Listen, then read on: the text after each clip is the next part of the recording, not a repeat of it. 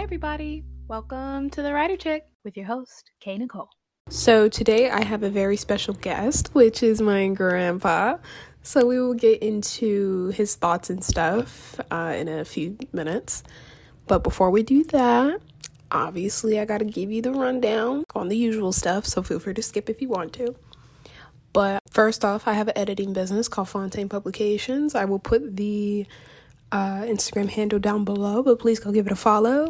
I have a lot of new projects coming up, and I am available for any consultation calls, or if you need somebody to start beta reading or editing your first book or fifth book, don't matter. So yeah, hit me up, please. This podcast is available on Apple Podcasts, Google Podcasts, Spotify, YouTube, and Stitcher, and Amazon Music and Audible, so you can listen to me anywhere. I'm always accessible. And then make sure to follow me on Instagram. That's KAE the writer. Please follow me. Thank you very much. And you'll get hella updates on there, or just kind of see how I live my life. I think that sounds fun. And really that's about it. So let's get into this beautiful discussion about life and death and relationships and finding your purpose in life. So I hope you guys enjoy. I'm also going to apologize in advance for the audio. We did decide to record this outside. So if you hear any cars, any rustling dogs or whatever, bear with us. But for the most part, I think you should be fine. I'm going to try to fix as much as I can in editing. But, I can't make any promises. Yeah, don't worry too hard. But yeah, please enjoy.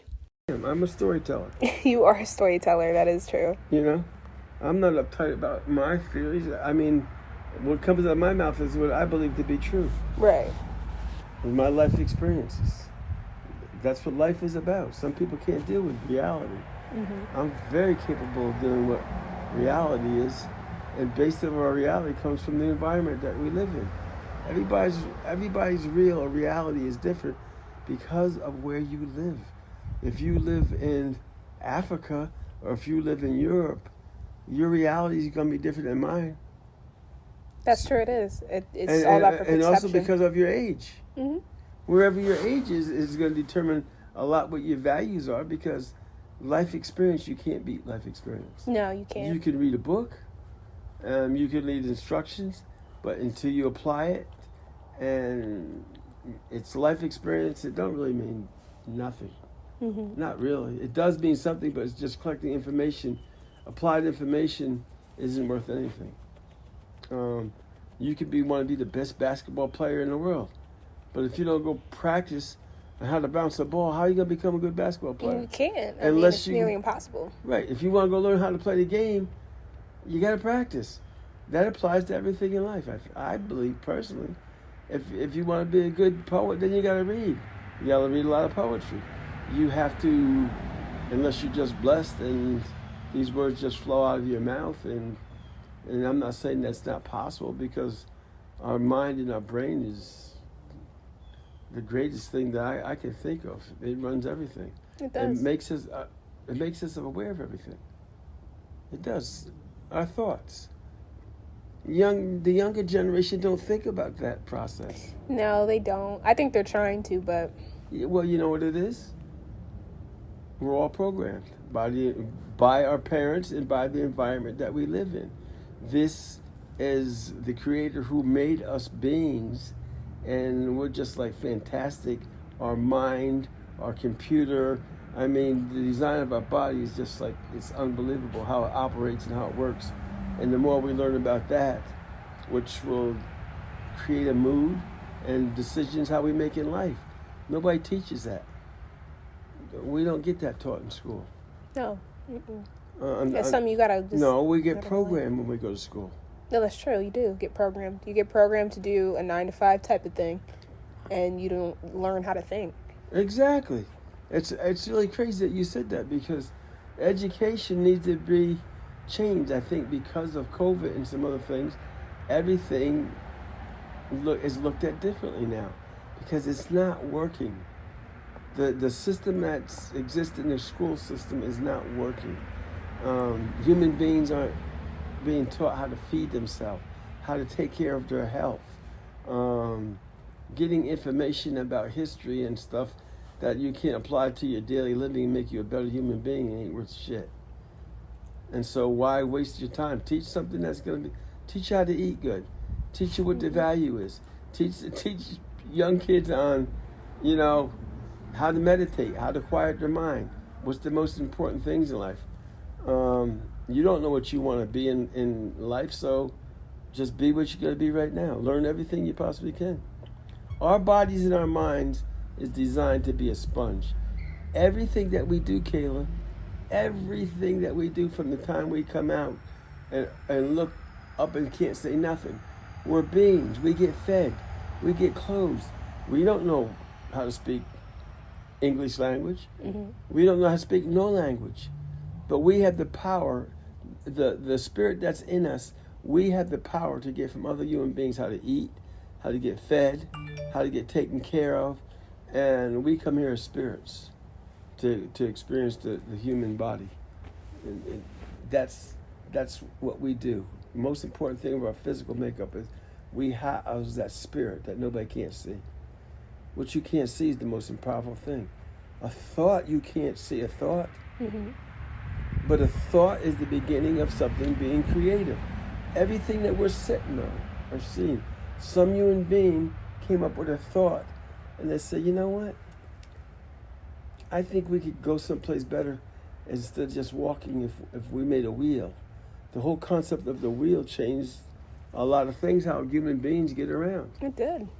There's a lot of things that we wouldn't have if somebody didn't think it up first. Well, I come from an age of because of the age I am, I saw technology being developed, made, and created, and I think it's a good thing, but it can also be a dangerous thing. Is it weird seeing how much technology's developed over the years? Oh, it blows my mind.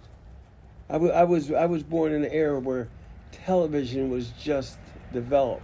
I saw things that was comic books, like a Dick Tracy comic book, the fantasy person that created that concept. Dick Tracy had a watch that he could look at and he could talk on. Now we actually have that. We have an Apple Watch. We do have an Apple Watch. I mean, the concept of going to the moon one time was just so far-fetched in space travel. Now, because of technology, it's pretty much like part of our interest as human beings. Want to see what's going on. Mm-hmm. We can't take care of the environment that we got, but we're still trying because that's how our mind works. We're designed to want to know what's going on. And the best thing to know what's going on is just simply look at nature. Mm-hmm. Nature has the best answers to almost everything. What answers have you found in nature?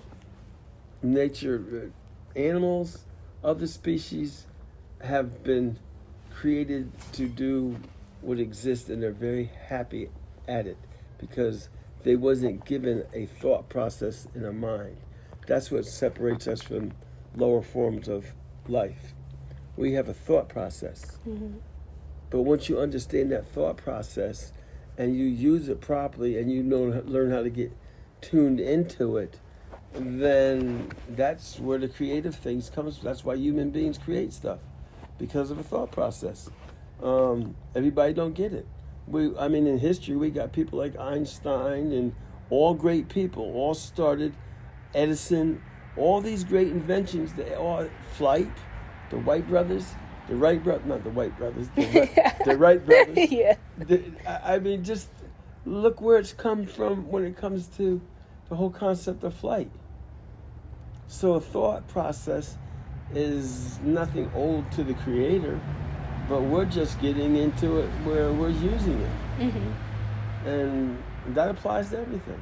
It does. If you find peace within yourself, you have to learn how to quiet your mind. And there's different forms. We have meditation, we have prayer, but the human beings who get into that concept to be still and to quiet your mind, that's when you can get in touch with your inner spirit. I believe that's one of the things that's very important in life. My purpose in life, nobody gets this. I just got this from listening to other people and applying it, thinking about it, talking to different people. When you get older, you have a lot of life experience. And it's just like if you stay on top of it and you think about it, then after a while you get answers. Well, how did you figure out your purpose in life, though? Or do you think there really is an answer to that? Everybody has a different thought process. A purpose in life is kind of like it's open-ended because each individual has their own purpose.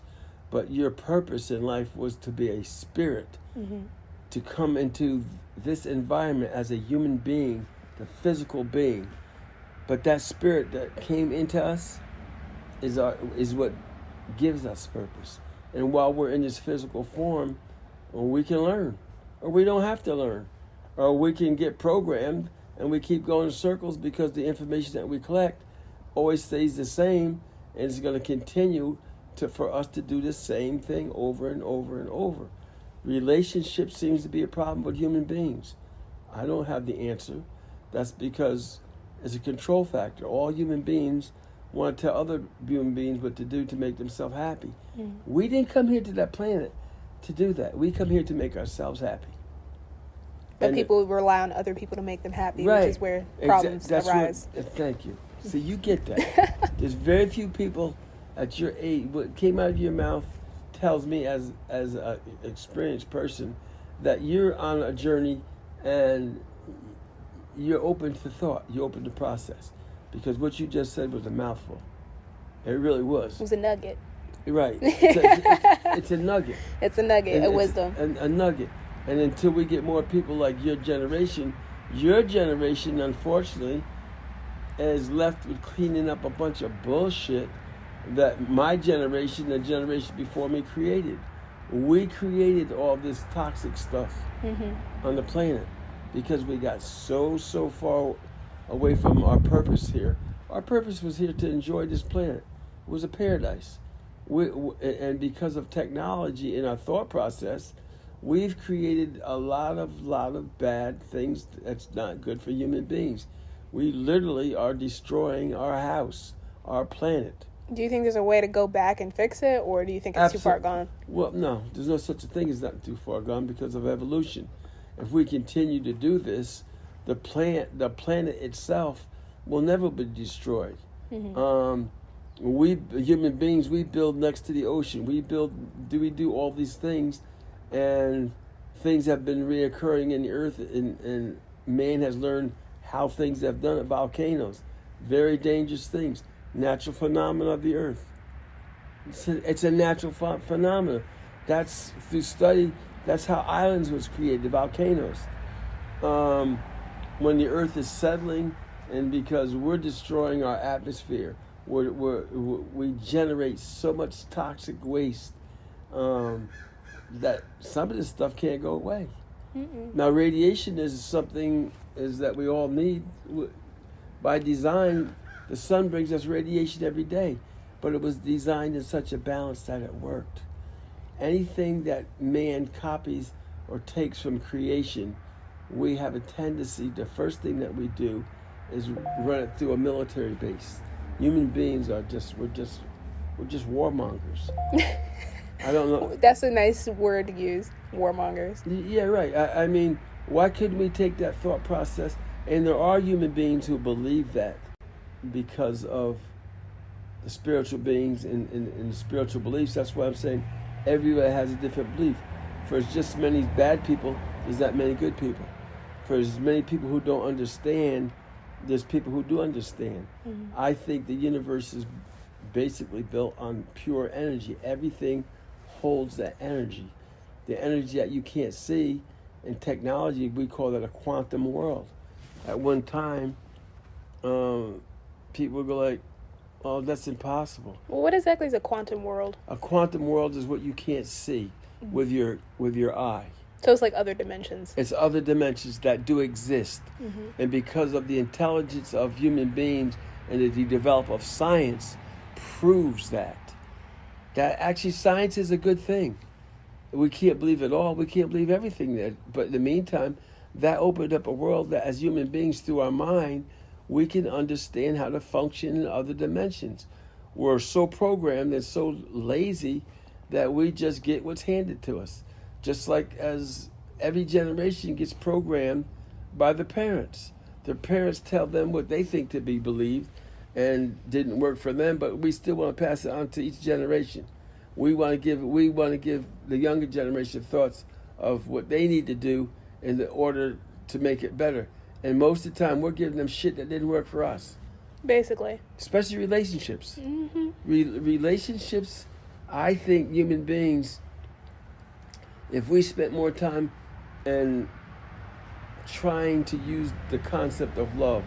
Love happens to be one of the most positive, I call it the glue of the universe, that's the energy which is the most useful for fixing, creating. That's why, unless you don't understand it, it can be very confusing. But as human beings, we want to put titles, we want to put labels on everything, and then we want everybody to believe what we said because that's who we are. That's what the concept of religion is. Religion has taken certain things, and there's all different forms of religions on the earth. But human beings have taken to believe that because I was born here and I believe this, I am right. That's what wars are fought over. That's true. Is religion beliefs. Mm-hmm. Because I'm right. And you're wrong. And you're wrong. Basically, right. This is what it is. Right. It's my way or the highway. Right. The Christian religion, ooh.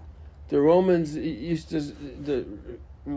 Christianity was spread by the sword. Was that right? Is that a concept? Is that a misinterpretation? Because if you don't believe what I tell you to do, I'm going to cut your head off. Ooh. That's a real good way to convince somebody that... It is. It's a real good way to make people believe in something. Exactly. Without giving them a choice to, right. decide for themselves. Right. Everything is about control.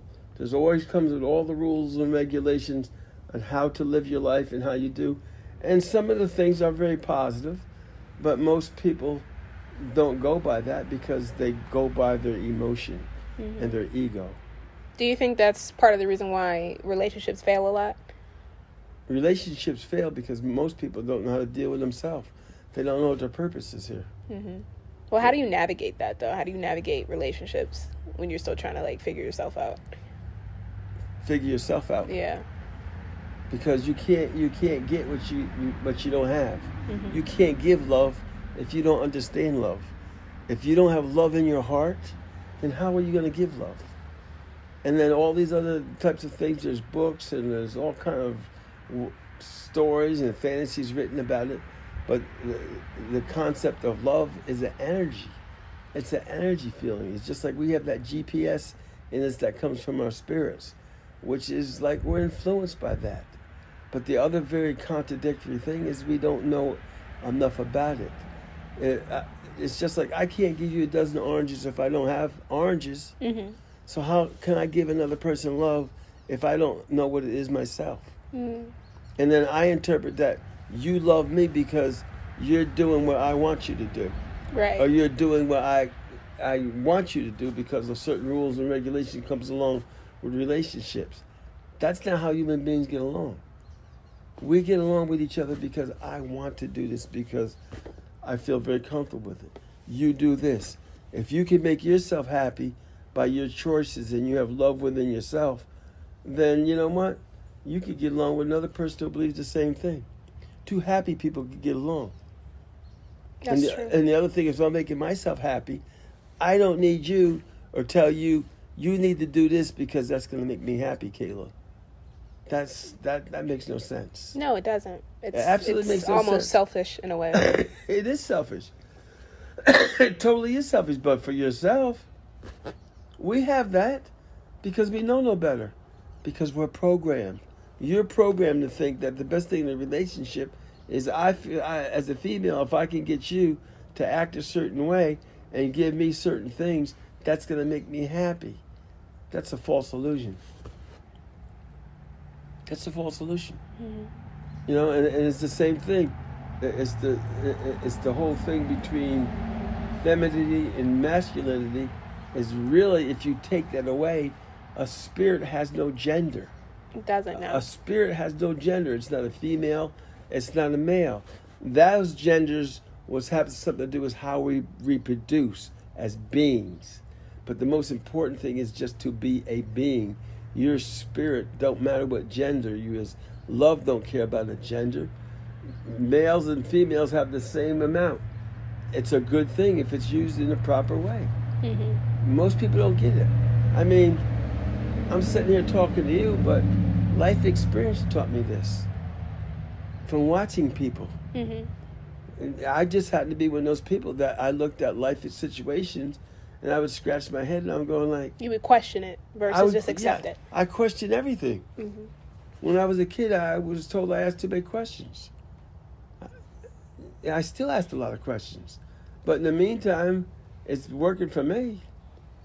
Because of my questioning. It's just like, I mean, I can remember asking when I was a kid, why is the sky blue? Nobody gave me an answer. Later on in life, I learned why through science and everything out, and through the prisms and how the earth is divine design. But nobody said, I didn't have an answer, because the only answer was given to me is, instead of the person I asked the question to is saying, well, I don't really know, they couldn't deal with the truth. And they just told me that I asked too many questions that there was no answers to. Why do people do that, though? Why not just be honest about not knowing? Because they can't deal with the truth. That's another thing, is most people can't deal with the truth. I'm sure you've heard the expression, the truth will set you free. A lie is nothing but a lie. It's nothing but a representation of confusion. A lie will never come out the same way. But the truth stays the same. The truth stays the same. That's why math represents a certain amount of basic truth. There's rules and regulations of math that you can depend on it. 2 and 2 is 4, and the mathematical things add up. We make decisions based on math in the business world, because that's pretty much a true fact. Emotions, very difficult to make decisions based on emotions, because our emotions are controlled by our environment and bad situations. You might make a decision on something, and you might 2 minutes before you made a decision about something, you might have had a bad situation in your environment, you was pissed off, and now you're going to pass on a decision. Somebody asks you a question, and because you're emotionally upset, you give them bad information. Because you're not thinking clearly, you're not thinking straight. Exactly. You're still thinking about whatever pissed you off. And it goes back to, you want to make good decisions, quiet your mind. If somebody asks you a question and you don't know the answer, it's okay. Say, you know what? Give me some time to think about it. Instead of spurting out something that don't mean anything, because now what you're doing is you're getting your emotions tied up, and your intent is gonna get you screwed up, because you're giving somebody information with a bad intent. Your bad intent comes from you don't have the answer. Just simply say, you know what, I don't have that answer. Do you think intention is very important? Oh, I think it's... I think that intention is just as important as air. So within your mind, your intent is your spirit. If you do something in a relationship and you go into a relationship and your intent is to take advantage of somebody else because they don't have the same spirit as you do, or they're into a believing or a lack of, and you take advantage of them, that's going to come back to you. There's a certain law in the universe. We call it karma. We put different names on it. But if you put out bad energy, you're going to get it back, basically. You're going to give it back. If you give out good energy, it's going to come back to you. Can you correct certain things that you put out? Yes.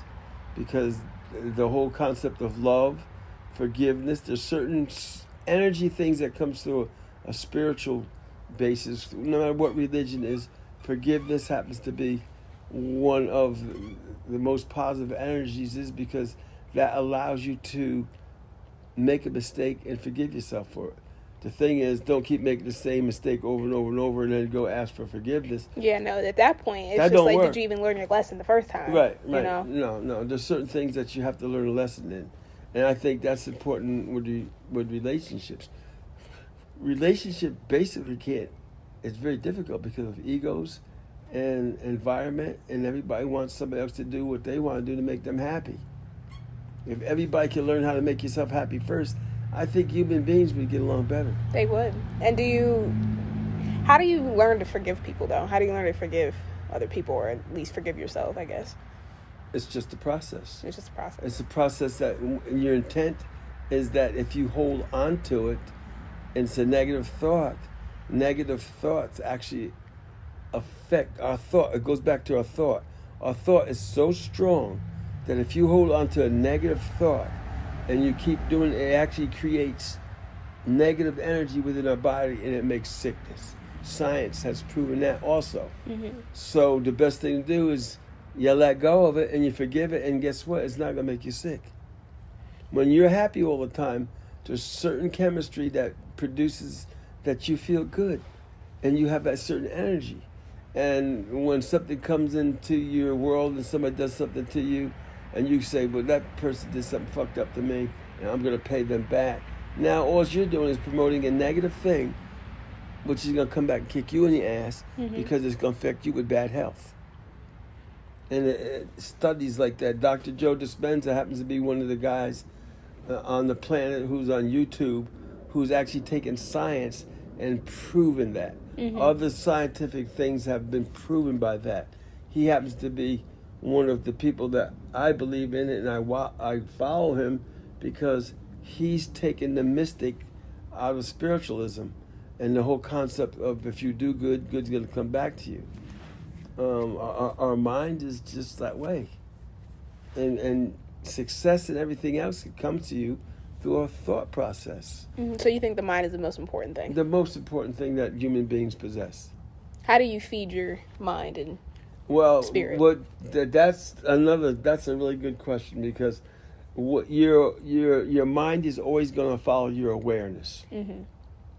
And the best thing I can give an example of, when you turn television on in the morning and you hear about there's a war in Ukraine, there's this and that, there's so much negativity, your mind your awareness is going to follow that. You turn the television on, now you're aware of the information that you're getting off of a mechanical device, and it's going to upset you whether you want it or not.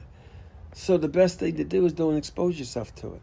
Basically, just turn it off. Right, and expose yourself to positive things. Well, that's why I don't watch the news anymore, because it's too depressing. Right. And every time I watch it, I'm just like, God, is this what the world is like? And it just sends me down a spiral. Exactly. So. But that's not. But the other thing is, what you expose yourself to is what your heart's going to follow, and it's actually going to create good health or bad health. Well, it sets the tone for your day, or the way you go through your life. Absolutely. And what it does is, it's called monkey mind. Yeah, monkey mind. And because now you're following a process that you can't follow an answer to. Just like if you have an argument with somebody and then you try to keep thinking about it, there's no answers to certain things. You just need to let it go. I mean, I guess it's one of those things. Sometimes you're never going to really have an answer. No, but you know what? It's a learned process. You have to learn how to do this on a daily basis. You can set your own self up through your mind, your choices of how you set up your day. And if you want to become positive, then you learn how to keep your mind focused only on positive things and on positive energies. And it's something you have to develop. It's just a skill.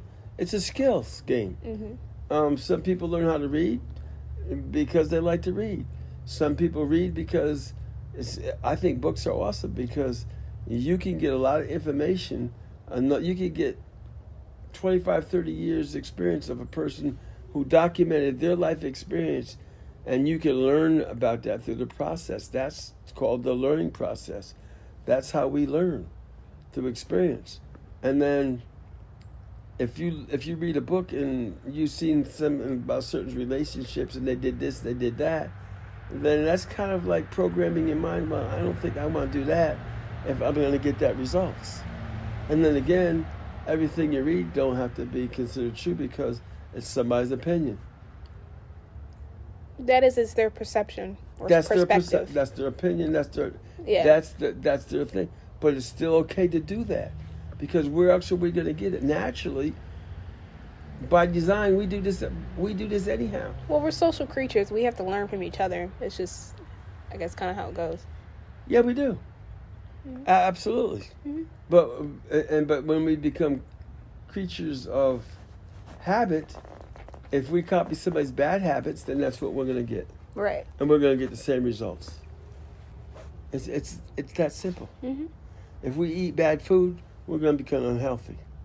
If our mind listens to stuff that's always going to put us in emotional turmoil, that's not good for us, then we have to learn how to bring that information to us. How we pick and choose in the environment that we live in has a lot to do with our health and how well we're going to be. It's pretty simple, but not easy to do. Right, it's hard. Because most people don't have the ability to discipline themselves to do it.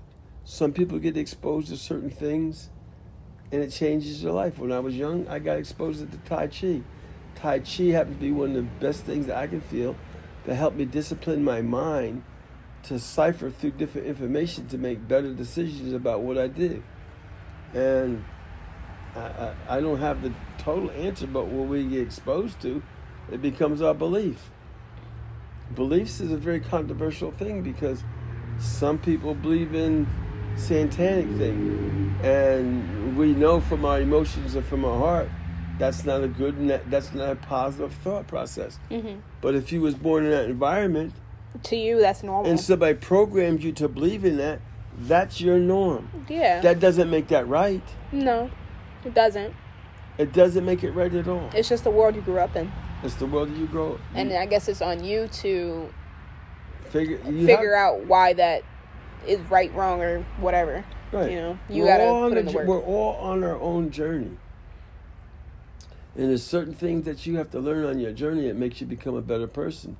If you want to improve yourself all the time, that goes by that.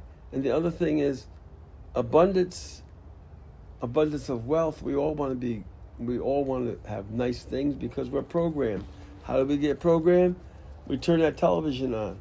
Television is, I call it the magic television because what's on there is everything to produce to make you sell something or buy something. They have beautiful homes, they have better lives, they have this and that. And of course, again, it goes back to what we're exposed to. You know what? Our mind's going to follow it. Mm-hmm. So when you look at that stuff, you want those things. And you start comparing yourself and comparing your life, and then it just kind of leads you down the spiral. Right, it leads you to spiral because if you can't accumulate those things, but abundance, if you have abundance of love and you have abundance of health, and you're not totally all fucked up because you accumulate a lot of money, most people who have a lot of money are not happy people.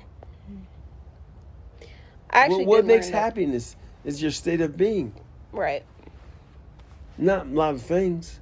Not a lot of money. I think people misconstrue that. They think material things are going to make it better. And I'm like, not necessarily. No, you're right. Well, now we need, I mean, we don't want to be poor where we're eating out of garbage pails. No, but, I mean, money's cool, but it's only to keep you happy for so long. Right. Happy. And again, what is your intent to get that money? Right. If you have a bad intent to get that money, then you planted a seed of deceit.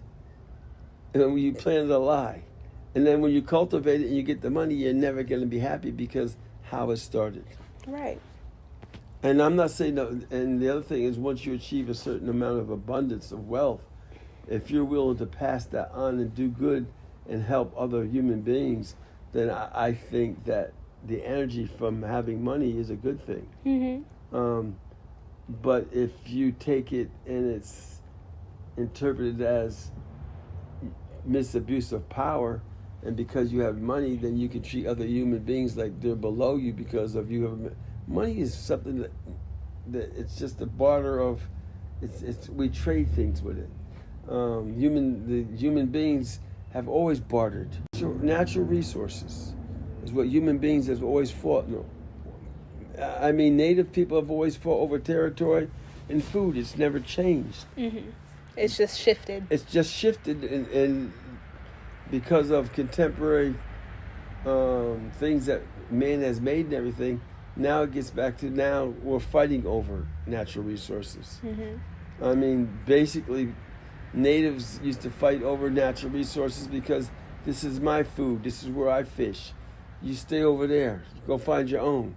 So what, again, human beings was fighting over what? Natural resources. In today's world, all the world powers are fighting over what? Natural resources. Oil. It's all really, really stuff that doesn't really matter. It don't really matter. None of this really kind of matters, you know. No, it's all superficial. What really matters is to have a good spirit and find your joy, and find what your spirit does, and help other people find it. Mm-hmm. That's my belief. There's other people who have that belief. Mm-hmm. It never stops. The learning process never stops. Never stops. No, it doesn't. You're always going to be learning, even if you think you're done. And death is something that we're promoted as a fear. Fear is our worst enemy. As human beings, the concept of fear will allow you to make bad decisions. Mm-hmm. I'm sure you've heard the concept of fight or flight. Yeah. That's the natural thing that's put in us. Well, I think it's like fight or freeze. I think those are the... No, flight or fight. It puts us in a survival mode. Yeah. Animals have it. Mm-hmm. If a lion's chasing a gazelle or something, it's grazing. As soon as it runs, if you get away from the lion, then it's done. It's safe again. It starts eating. Human beings, unfortunately, we hold on to stuff. We hold on to fear. And the other thing is, as we evolve in life, as primitive people, we used to be afraid of our environment. Then we learned how to protect ourselves in our environment. Mm-hmm. Then we got stronger things about flight or fight. But in the modern world today, the things that trigger that same thing inside of us to make us run or survive and everything, it takes a certain amount of energy and enzymes from us. And if we did it all the time, it makes us sick. If we do it once in a while, it's natural. But when you get involved you go to a job, every day you have to get up and you have to go see somebody you don't like, that flight or fight thing goes inside you and turns you, and now you have anxiety. So how do you get rid of anxiety? Right, and fear. That's what would be my next question. Right. You have to replace it with something positive. If you replace it with something positive like love or happiness, then it goes back to its natural being. But because I keep saying this word programmed, half of our life goes through, we keep using the same information, the same resources to try to fix something from the outside that can only be fixed from the inside. Mm. Every change that comes from human beings has to come from the inside, not from the environment or from the external things. We're all looking for somebody else to fix us. We have to fix ourselves. We have to learn how to make better choices. That's a nugget. So that we don't need fixing. Exactly. If you're happy... I mean, it's not anyone's job to fix you. If somebody told you that if you're happy all the time, Kayla, and life is good, and you pay attention and you help other people, which is a learned process, and you have to learn how to do that, and you're going to become a happier person, and you're going to live longer, why wouldn't you practice that? Mm-hmm. But if somebody tells you, oh, Kayla, you got to go do this, you got to go do this, because you need to make more money. The more money you make, more people are going to like you. And the more people like you, the more friends you're going to have. That's not real. They like you because you got money. They like you because they can take something from you. Right. Again, it goes back to the thing. They don't want to give you love because they don't have none to give. They got money. Well, how do you deal with those type of people, though, whose intent is negative, I guess? Like, You excuse them. If you recognize them for what they are, if you recognize something that's going to harm you, why would you deal with it? That's true. So if you have a conversation with some person that you feel and you know that they're coming at you because they want to do something to get you to do something to make them happy, and you don't feel that you need to do that, then it's simply you don't do it. You just excuse yourself from that environment. You don't have to be nasty. You don't have to be getting into a negative thing with them, mm-hmm. because now you're being negative. It's just basically walk away. It's walk away. Be the bigger individual. You have to be no, you have to practice your belief. If that's going to keep your happiness, then why indulge with somebody? It's called knowing. Why would I be indulged with somebody who's trying to get me to do something that's going to make them happy? I didn't come here for that. Right. Exactly. But if you go get yourself together, and you want to do something good for me, and I want to do something good for you, there's nothing wrong with that. But when you run into that situation, that's the first thing you want to do is get away from it. Yeah, most definitely. Because sometimes you can just tell whose intent out the gate is just fucked up. Well, you know what? You actually, the older you get, you design a energy force that allows you to realize what is negative and what's not negative. And a lot of times when you're younger, because of your emotion and your ego, you can't make those decisions. And our body language, our physical body language and our needs sometimes will make us make bad decisions. One thing I can tell you in life, no matter what experience you have, your body memory has more memory than your mind. Do you think trauma lives on in the body? Absolutely. Absolutely. But you can change it. But you can, because if something traumatic happens to you, because of your mind, it's just like a computer.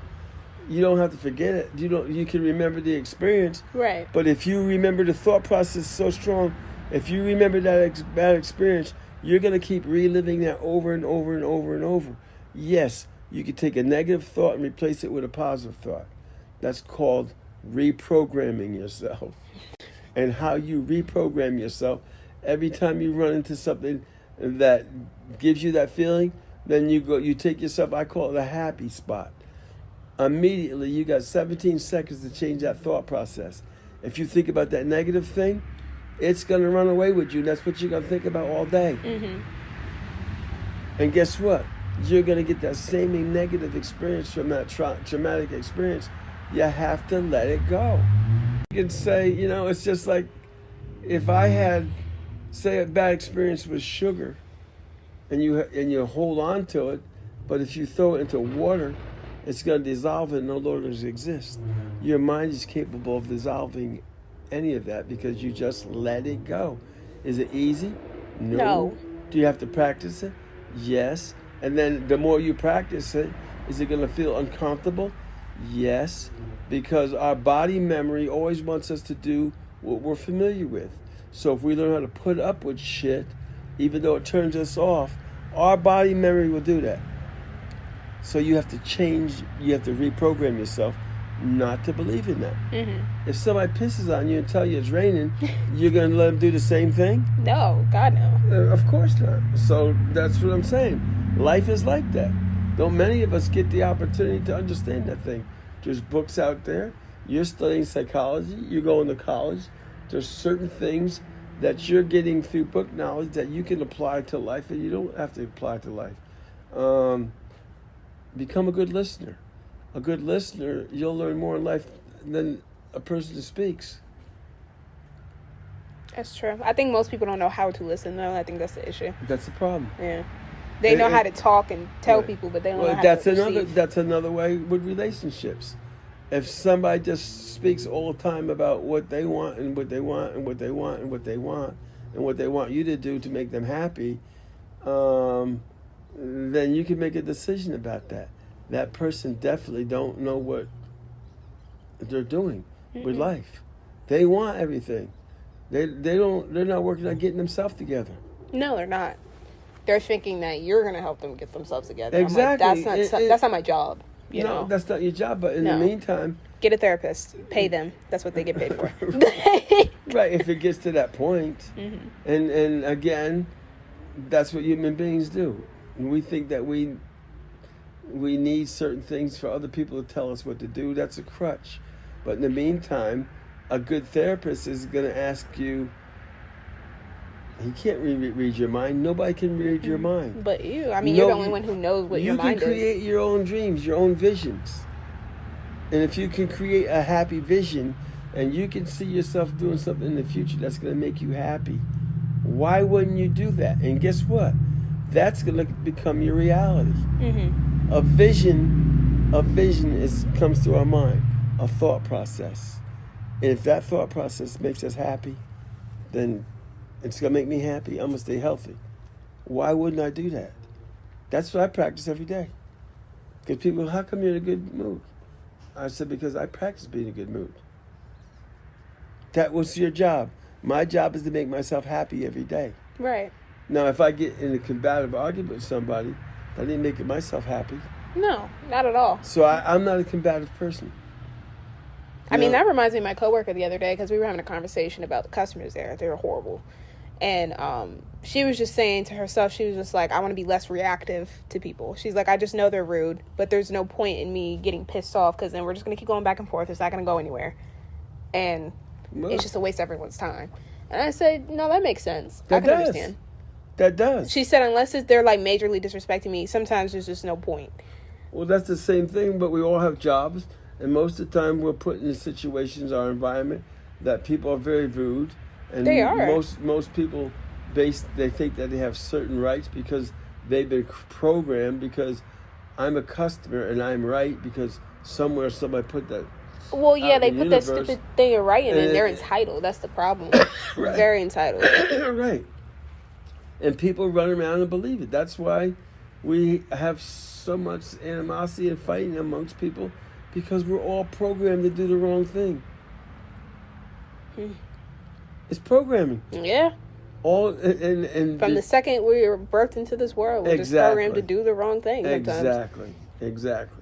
And until you get to the point one day when you get an aha moment from either reading books or getting introduced to different, and then some of us just have a natural just gift of knowing. We have a gift of knowing. Everybody don't have that. And when you have a gift of knowing, and eventually when you know that's your spirit, then you know what? All of a sudden you've just found your purpose. And it comes from the heart.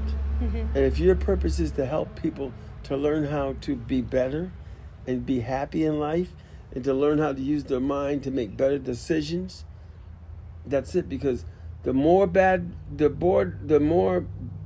body memory that you acquired, the more it's going to be hard for you to find your journey in life. And you don't understand that when you're young. And sometimes you're born in an environment where everybody's abusive. And then you turn to exterior things like drugs and everything else to deal with that environment, to quiet your mind so you can get through it. That's called an addiction. Why not get addicted to doing something good to your mind and resolve that without that? I think it's because people are scared to confront themselves. Fear. You're absolutely right. Fear is the basis of everything. Fear is one of the most negative energies on the planet. And there is no fear if you got true love in your heart. There's a connection between your mind and your heart and your mind. And you know when you're doing something that's not right. You know. Because that's part of how we were designed. Our Creator who designed us put that in us to learn how to make better decisions about life. The things that we need is the things that we can't see, is the things that's most important. That's where all our healing comes from, within each individual. Do you think gratitude is an important part of that, too? Too? Absolutely. Absolutely. You have to be thankful. If you got up in the morning, you got two legs, and you got your sights, and you got this, and you got that. When you see a person who doesn't have that, that's just saying, I'm blessed that I have this. But then sometimes those people were given that to learn how to overpower something and learn about love, whatever. We're all giving something. But gratitude is another thing. Grace is very important. That comes along with forgiveness. Grace and forgiveness. Right. That's the magic potions. If you want magic potions, love, gratitude, forgiveness, they're all the things that make the universal energy work. The combination, if you learn how to use those combination of things, life can be pretty good for you. It seems like those are the three things most people struggle with, though. Absolutely. You know why? Because we're programmed to struggle with them. And we keep doing the same thing over and over and over because we get addicted to them. And an addiction is going to make you do the same thing over and over and over and over. One of the hardest things in the world is to break a bad addiction. An addiction to anything, to drugs or to whatever. Or to somebody taking abuse from somebody. If you keep taking it over and over and over, that's an addiction. Because we're programmed to keep doing that. We think that's the easiest way. It is the easiest way to deal with it. But if you want to get out of something and it feels very uncomfortable to you, now you're on the right road.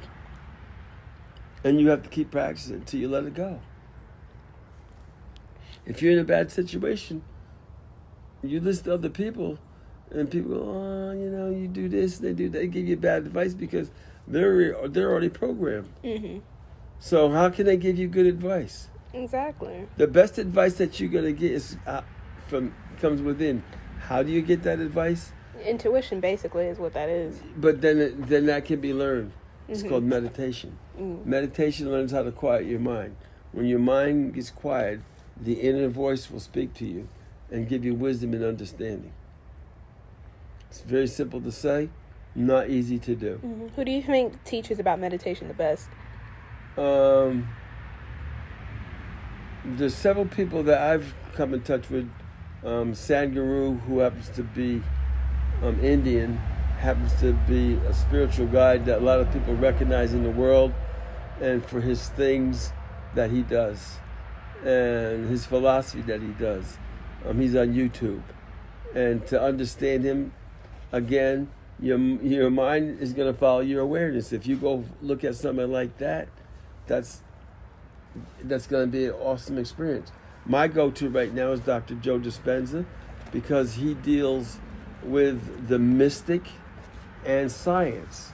He was in a really, really, really bad car accident, got his back broke, and he was a chiropractor, and they wanted to put a rod down the middle of his back, and he had been involved with some other spiritual things through the mind and everything, and because he had a critical situation, he chose to do it with his mind. It was a trial and error thing. Was it easy? Not really. It was very difficult. Did he have belief? Yes, but he didn't give up, and he followed through it, and through his mind, he fixed his back. And then he got into it, and he went and studied neurologist. He studies all the scientific things, and now he measures people's brain waves and everything, but he teaches a process how to do it. If you don't go learn how to do it, then it's not going to work for you. Mm-hmm. I think for me right now, my journey is I'm attracted to him very, very heavily.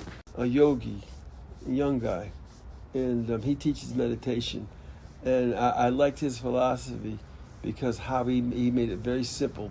There's a lot of beliefs about becoming a yogi and how to practice and how do you quiet your mind. But he teaches that if you don't learn how to practice focus on one thing to quiet your mind, then you're never going to learn how to meditate. I'm trying. His name is trying to come to me right now. I think I know who you're talking about. You sent me some of these videos, yes. But I can't remember. It's not Joe Dispenza. It's Don DePonte. Oh, is that who it is? Okay. Yes. He's very good. He'll out of all the things that I've done and tried to meditate, I followed his philosophy, and his was the easiest form to do. And he teaches if you don't know how to concentrate, you're never going to learn how to meditate. How do you learn how to concentrate? Easy. In the morning when you get up, first thing you don't do is you don't turn your television on. The first thing when you get up in the morning is you focus on each individual thing you do. When you brush your teeth, that's all you think about. I'm brushing my teeth. When I wash my face, that's all I think about. And guess what? That's learning how to quiet your mind. And then you move forward with it. Before you turn your advice that we're all addicted to television and cell phones and information. Because once you open that door to that, then that's going to dictate your day. So through meditation, you can dictate your whole day. Just like when you get up in the morning when you're driving and people are doing crazy shit around you. You don't let it affect you. You use it as a focus and say, you know what, I don't want to be that way. And you quiet your mind. Don't go let your emotions go like, fuck that, this, that, and this, and that, and this. We're all guilty of it. It's a learned process. I am also guilty of it. Yeah, but you know what? And it's true. And you know how I speak to you about it. I'm going, you know, but in the meantime, we're having a conversation now. That's a how-to to do certain things. So the things and the people that I've got exposed to is why I become who I am right now, because I took those things that's positive and I practice it. Is it easy? No. Do I have a better life right now? Yes. I'm happy most of the time. And if I run into something that makes me happy, I let it go. Because my happiness makes me healthy. And I'm working on it. My joy is to be happy. And my purpose is to make other people happy and teach them what we're talking about how to do. I don't need a title for it. I pass this information on to somebody who's willing to listen and take it. I'm not in the convincing business. You just have to, one day you have to get an aha moment, and I plant seeds. I plant seeds that I consider to be a positive thing. If you plant a seed and you water it, good fruit will grow. If I give you a negative thought and you water it, guess what? You're going to get bad fruit. That's true. You know, very bad fruit, very bitter fruit. Right, bitter fruit. That. Right, exactly. And that's pretty much how life is for me. Life is good for me. I'm living my best life right now. And I do things that make me happy. Do I piss on other people in order to achieve that? No. Absolutely not. Absolutely not. And when I see somebody who's in a state of depression or who needs uplifting, I speak to them about it. But when I can tell you one thing, when you go out in the morning, you have a good energy appetite, and you smile, and everybody looks at you, hey, how you doing today? And I think you've seen me out in public. I'm that type of person. You are. I speak to everybody because I'm giving off that energy. I guess because you don't know who's having a bad day or who. No, you never know who's having a bad day. Yeah. And guess what? We all like to be around people who are positive. That's true. We do. I mean, who wants to be around somebody who's miserable? And when you're walking through there and somebody says hi to you and you don't say hi back to them, then you know what? You just missed a chance to receive a blessing. Because your attitude was bad. And you had a bad attitude, and somebody before give you a bad attitude that you wasn't smart enough to let go of. So then when somebody give you a good attitude... Now you don't know how to take the good attitude. Now you missed it. You missed the blessing. Missed the blessing in disguise. And life is just like the weather. I tell everybody that. The sun can't shine every day. But when it shines... Enjoy it. Enjoy it. Like right now. Right now. With it being... It's so beautiful outside. Oh, this is such a good day. Like, this is a great time to read and stuff. I've watched that tree grow since I've gotten here. It is a pretty tree. I've taken pictures of that tree. And trees are a fascination to me. Well, trees are they're knowledgeable. That's how I like to think about it. Absolutely. That's the one thing I like to describe about them, because they know more than any of us do. They've been here the longest. Absolutely. Absolutely. And you can get the energy from them, too. Trees like us. I love trees. You know, trees, without trees to clean the air and trees, you know, we're talking about energy being stored. They're storing energy. They're storing energy. We could take a tree, cut it down and burn it and change the form of it, and we get heat from it. So that's just a natural way to store energy. Most people don't look at trees, but you know what? Trees get processed and everything. Guess what they print money on? Paper. That comes from what? Comes from trees. Trees never die. Absolutely not. We They're never eternal. die. Our physical body expires. Our spirit is created energy. You can't get rid of energy. Well, I was actually about to ask you a question about death. And what do you think is on the other side of it? Do you think there's like a heaven and hell, or just kind of like No, I don't believe in that. I don't think there's a heaven and hell. I believe that the energy that we have as human beings was created by a superior being. We can call him God, we can call him Allah, but the source of all energy that we come from is just amazing being. It's just amazing being. We can't put a name on it. We can't put a title on it. But all the stuff that was created was by this being. And once you taught, and that same creative juice, he put in each and every one of us, so that we can be as great as we want. It can't be destroyed. We can't be destroyed. So we never die. We never die. There's no such a thing as death. We experience death, and it brings us a sadness because we're never going to see that person in the physical plane. But when you think about it, because of a thought in your mind, in your heart, your love in your heart, as long as you think about that person and the positive things about it, they still live. They live where? In your mind, in a thought process. And a lot of times, even when somebody who is passed and you thought about having a good time with them, your body memory, it brings joy. It does. Now, if you just think about the negative thing, guess what? It goes back to the same old thing. Don't think about negative things because it's going to bring you down. It's gonna, and that's why I think so many people have trouble with dealing with death. There's a mourning period which is natural for human beings, for all living species, actually. I mean, when you watch nature is just how it is. It's the law of the claw. There's certain things that are going to eat other things, and it's the balance of nature. And some fish eat other fish, and it's all part of it. But we separate because of the concept. We have the principle of thought. We have the energy of thought. That's what makes us different. Do I know? No, I don't know. Nobody knows what happens to you when you physically go. But if you have that concept and you believe that concept, then that's what's going to be good for you. Do you think it's kind of like the OA with the alternate dimensions, like you just Absolutely. Because you can achieve that while you're here through meditation.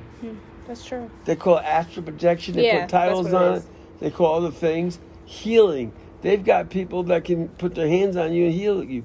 That's because they've gotten to another dimension and they've learned about that gift that God gave every one of us. He put it's in each and every one of us.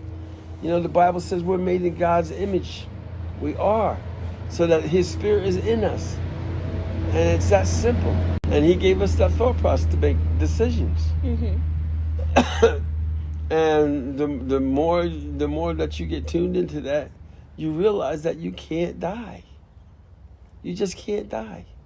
And people who have near-death experiences, people who have actually experienced near-death experiences actually know. It's called knowing. You know it. I've had 2 of them in my life.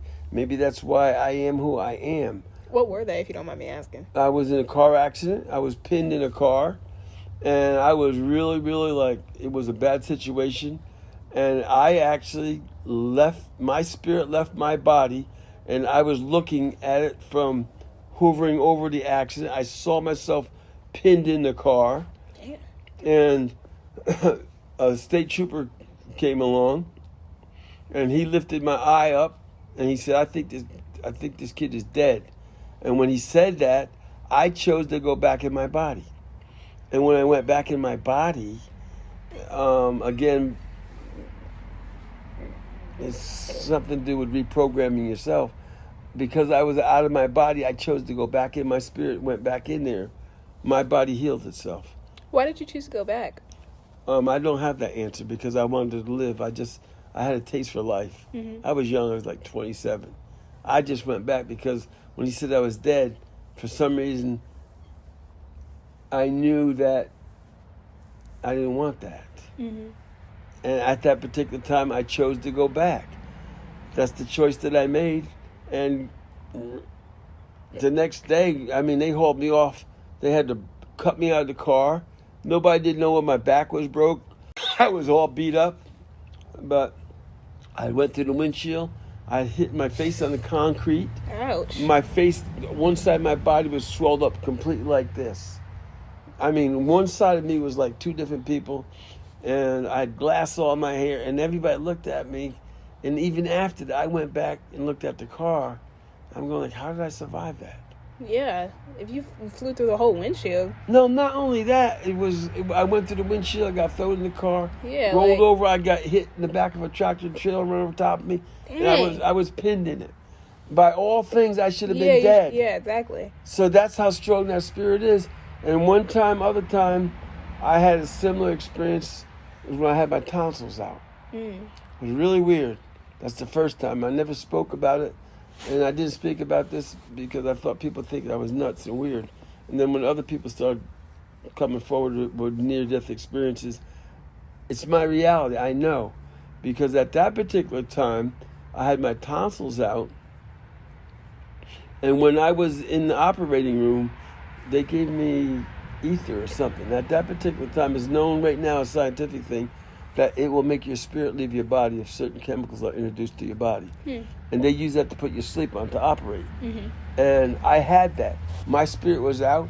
I was actually in the operating room. I was watching them operate, take my tonsils out.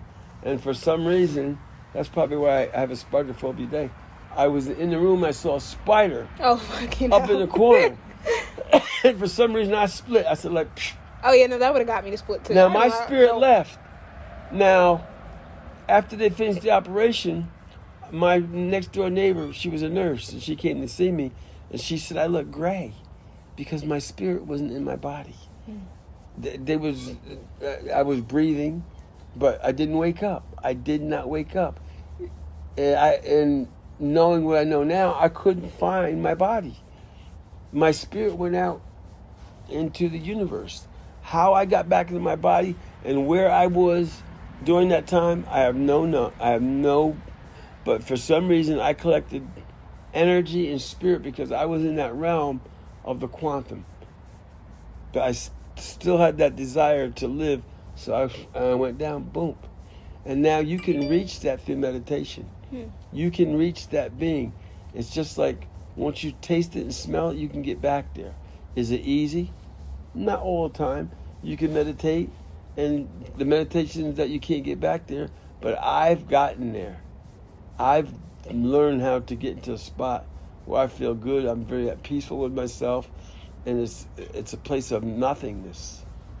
It's hard to describe, but it's your spirit that's there. Your body is still here, but once you learn how to do that, and then you learn how to take and see yourself in the future, and you can create a whole new person.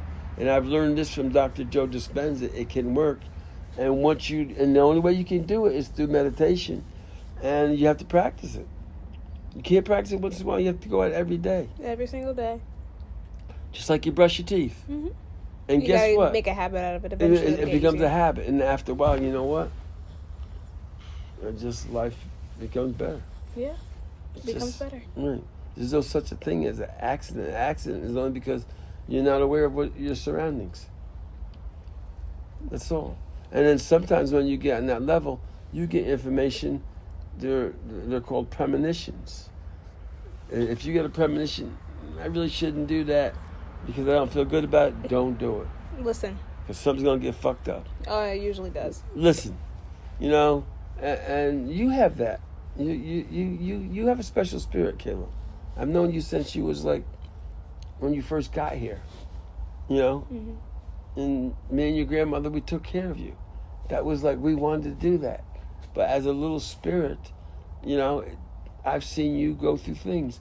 You had an entity that was next to you for like 3 or 4 years. Your window didn't close. When we come into this world as a spirit, some people's window don't close. You're connected between where you come from as a spirit and the physical plane. I don't know if you remember. You should remember, but you had an invisible friend that you used to talk to. Well, Mom used to tell me stories about it, but I don't remember any. I really, honestly, don't remember most of my childhood. I'll be honest with you. I know, right? But what I'm still saying is, like, as who I am, and I was going like, her window isn't closed.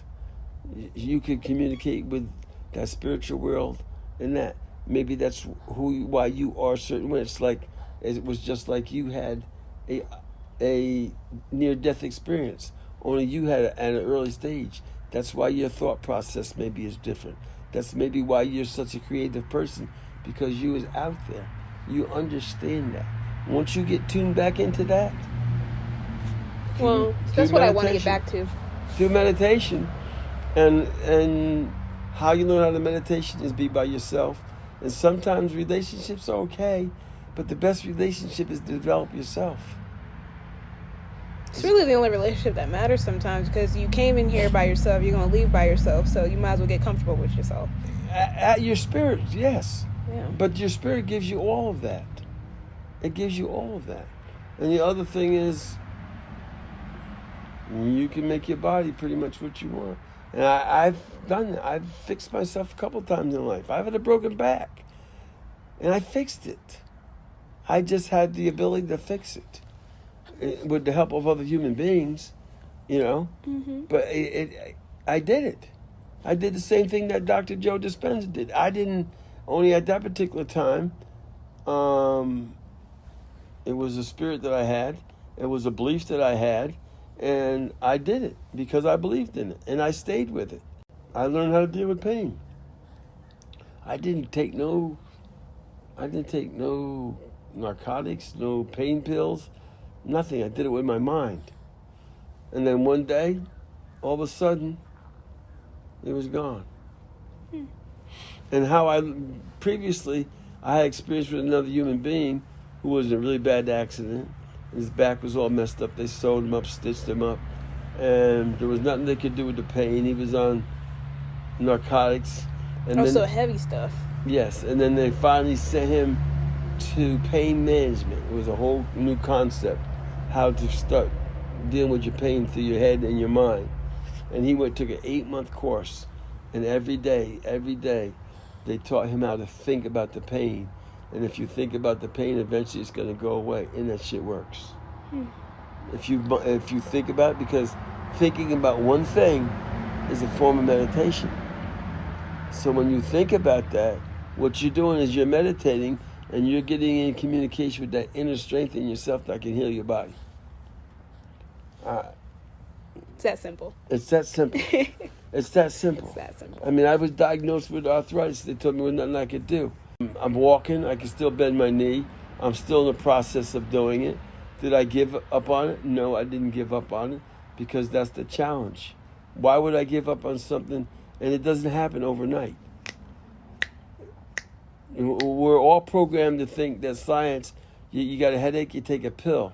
We live in a world that human beings want instant gratification. They want instant healing. They want this. It don't work that way. A tree starts from a seed. Look how long it takes a tree to grow. It takes them forever. Well, it seems like forever to us, but I can remember saying that's something I've done. I've watched trees. I have a fascination with trees. I have in Newburgh, in Downing Park, I have a meditation tree. Meditation tree, nice. I've sat under that meditation tree. Matter of fact, that picture I showed you with the shadow was by that tree. Oh, I actually still have that picture too. That was actually very heavy for me, because I sat there one day. I sat there at 10:30. I started to meditate, and I got into a good zone, and I started looking at nature. I started looking at the ground. I started seeing grasshoppers. I started seeing squirrels. I started seeing dogs. I closed my ears. And then I was surrounded with my environment. I heard cars going by. And then it just got silent. And I went into that quantum world where I had been before. And when I opened my eyes and saw like this, it was 7:30 at night. That's a long time. 10:30 in the morning to 7:30 at night. And I was just in that zone. So time just didn't exist. Time did not exist. And once you get there, time and space don't exist. And that's a good feeling. That is a great feeling, actually. Oh no, it's really good. It's just like, and once you get back to it, it's just like, it's a good experience. It is. That's why, and based on that, I took that picture by that tree. And it was just, I've always been into photography. I was always into shadows. And I had my hat on and everything. and that was very mystic looking. I said, that's, and it was really strange because when I said that to you, the girl at UPS, she was just mesmerized by that. She connected to it. She says, oh my God, how did you get that? Where did you get that? I said, I just created that for my granddaughter, you know?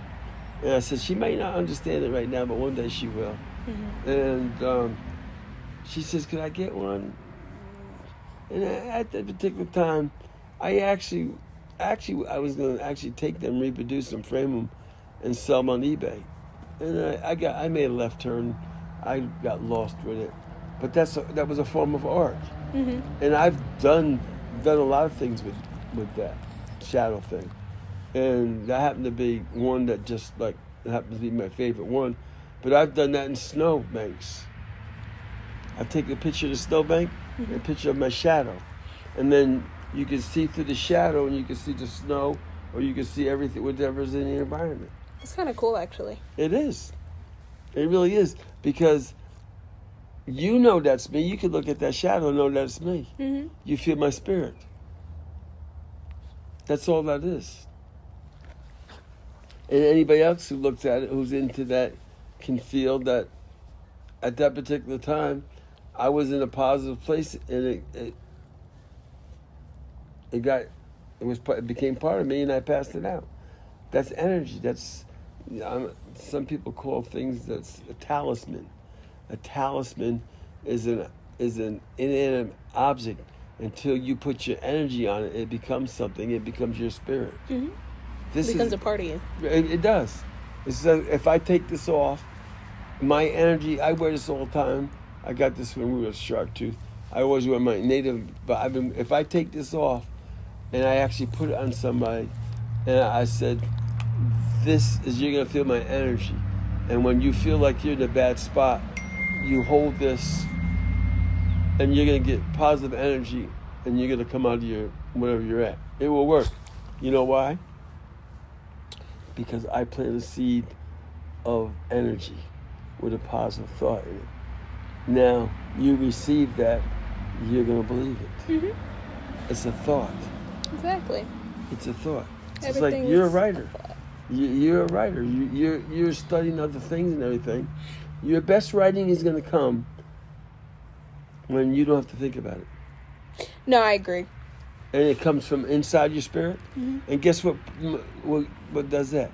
When you quiet your mind and you're by yourself and you're in a good environment, just like we're in a perfect environment right now today. We really are. And then when that's why I have this innate thing to go back to a root, because I'm going to write.